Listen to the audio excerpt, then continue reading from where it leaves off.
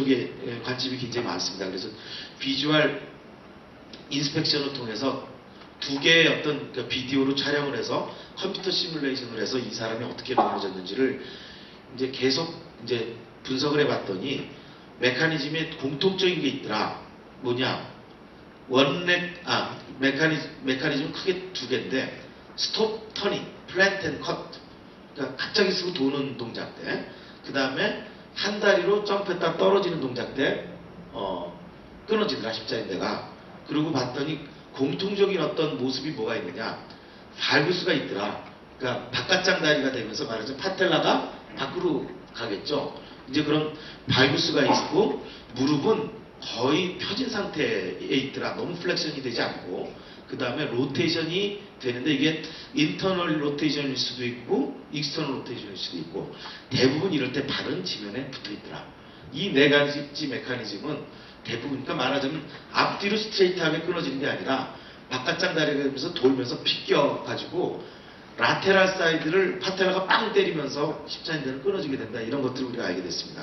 그래서 이제 최근에는 요 하이스피드 비디오 아날리시스 툴이 이제 요런 그러니까 컴퓨터 시뮬레이션을 통해서 좀 더 과학적인 분석 방법으로 넘어가고 있습니다. 그래서 결국은 십자인대는 이렇게 끊어지는 게 아니다. 스트레이트하게. 다시 슬링샷 이펙트를 보면 좀 클릭을 좀 해주시겠습니까? 밑에. 예. 발구스가 일어나면서 다리가 익스터널 로테이션이 되죠. 무릎이 약간 플렉션 되고 익스터널 로테이션이 되면 파텔라는 라테랄로 향하게 됩니다. 그래서 파텔라가 정중앙을 때리는 게 아니라 라텔라를 때리면서 쿼드리셉스가 풀링이 일어날 때 확 잡아당기게 되죠. 그래서 익스터널 로테이션 된 다리를 확 인터널 로테이션 시키면서 파텔라가 라테랄 피모랄 콘다이를 뒤로 때리기 때문에 십자인대가 끊어지는 이 정도 메커니즘이면 아주 작은 힘으로도 십자인대는 끊어진다는 것들을 이제 규명하게 됐습니다. 그래서 결국은 이제 그런 것들을 알았다면 로테이션과 발구스를 어떻게 막을 것이냐로 넘어갑니다. 앞뒤로 스트레이트하게 끊어지는 게 아니기 때문에 과거에 아이소메트릭한 포인트에다 꽂는 거는 이제는 옛날 얘기다. 이런 식의 수술은 한계가 있다는 걸 알게 됐고, 그래서 싱글 번들은 주로 이렇게 11시를 버리고 10시 방향으로 옮겨갑니다. 안테로메디얼과 포스테로 라테랄 중간으로 가는 좀 더 라테랄 포지션, 오블리크하게 수술하거나 또는 최근에 이제 더블 번들 수술하게 됩니다. 그래서 이렇게 보니까 이 피츠버그 그룹이 연구를 해봤더니 11시 방향에 비해서 10시 방향은 좀 더 커플드 인터널 로테이션에 인텍트한 니와 비슷한 정도의 스테빌리티를 갖게 된다는 걸 알게 됐습니다. 그래서 이제 저희가 이제 수술의 이런 여러 가지 것들을 제가 사실 2002년에서 3년까지 피츠버그에 연수를 갔다 오면서 수술 방법뿐만이 아니라 아까 언급드렸던 그런 수많은 백그라운드 리서치가 어떻게 이제 임상에 적용되고 재활에 적용되는가를 보고 왔고, 그래서 이제 그러니까 수술을 이제 하게 됐습니다. 그러니까 수술을 이제 적용시키게 됐습니다. 그래서 완벽한 서전은 여러 군데 있지만 완벽한 서저리가 아직 없다는 것을 우리가 겸하게 받아들이고, 그 다음에 최근에 어떤 과거의 그런 싱글 번들, 과거의 이론 체계에서 이루어졌던 수술이 어느 정도의 성공률을 갖느냐 하면 한 69%에서 95% 정도, 대략 볼 때 한 85% 정도가 성공하고 15%가 실패한다. 문제는 어디 있느냐? 선수들이 그 15% 안에 자꾸 든다는 거예요. 재손상도 굉장히 많고 피지컬 액티비티가 굉장히 높아지는 환자들은 그만큼 재부상이 많기 때문에 운동선수를 치료하는 이 스포츠 닥터들은 고민이 많습니다. 과연 싱글 번들 11시 방향으로 아무리 쉽다 하더라도 이 사람 이렇게 수술하고 축구 게임에 자기가 TV에서 보고 과연 이걸 만족할 수 있을 것인가, 이제 이런 거죠.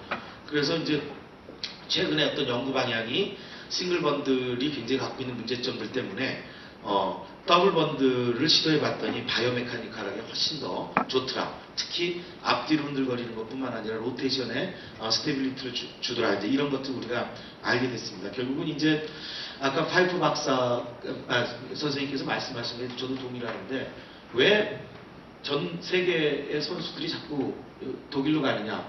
독일이 갖고 있는 훌륭한 시스템이 있습니다. 수술을 아주 경험이 많기 때문에 잘하는 것도 있습니다. 다 인정이 되지만 해당 국가의 액티브한 서전들이 무책임 또한 있다고 생각합니다. 이제 저희 외래 선수들이 올 때 과연 이 선수를 수술한다고 할 때 의사들이 느끼는 부담은 굉장히 큽니다. 왜냐하면 일반인들을 수술하고 나서 당신이 이제 뭐 아마추어로 축구해보고 안 되면 말고 이렇게 얘기할 수 있지만 축구 선수들을 내가 수술하게 되면 6개월, 1년 안에 그라운드에 뛰게 해야 됩니다. 그만큼 애프터케어나 수술 결과에 대한 책임과 어떤 노력을 해야 되는데 그런 이제 한국에서의 어떤 노력들이 부족한 것들이 여러 선수들이 결국 이제 비행기를 타고 독일이나 미국을 이제 넘어가게 되는 그런 일이 생기지 않았나 생각을 하고 지금 이제 우리 백병원이나 여러 군데 지금 우리나라에서 최근에 노력하는 어떤 스포츠 센터나 이런 노력들은 그런 것들에 좀 더 의사들이 이제 책임적인 위치에 서야 되지 않겠느냐 하는 그런 좀 반성 속에서 이루어지는 게 아닌가 그렇게 생각합니다. 저희 좀 더블 번들에 대한 좀 경험을 좀 소개를 해드리면요. 제가 있던 피츠버그에는 2명의 아주 세계적인 의사가 있습니다. 프레디 푸라고 하는 그 의사와 닥터 하너라고 하는 그 2명의 의사가 있는데 프레디 푸는 더블 번들을 만들면서 더블 해피니스라고 얘기를 했습니다. 즐거움이 2배가 되기 때문에 여러분들 더블 번들을 해서 환자에게 더블 해피니스를 주십시오. 전도사입니다. 근데 똑같은 교실에 같은 바로 수술 옆방을 쓰고 있는 닥터 하너는 더블 번들은 더블 트러블을 만든다. 하나도 지금 문제가 많은데 문제를 2배로 키워가지고 나중에 어떻게 감당할래? 문제는 이 2가지가 다 맞는 답이라고 생각합니다. 더블 해피니스가 될 수 있는가 하면 잘못했을 때 더블 트러블이 될 수 있기 때문에 과연 이 이론적으로 옳은 수술이 과연 임상으로 적용했을 때 환자에게 어떻게 결과가 나올지는 좀 더 신중해야 될 거라고 생각합니다. 그래서 저는 주로 햄스트링 오토그라프트를 쓰고요. 그래서 햄스트링을 따서 10시 방향에 굉장히 오블리크하게 옛날에 아이소메트릭 포인트보다 훨씬 낮은 위치에다가 이제 터널을 뚫어서 주로 선수들 같은 경우는 밖에 엔도 버튼과 안에 리지드 픽스라고 하는 고정을 이중으로 시킵니다.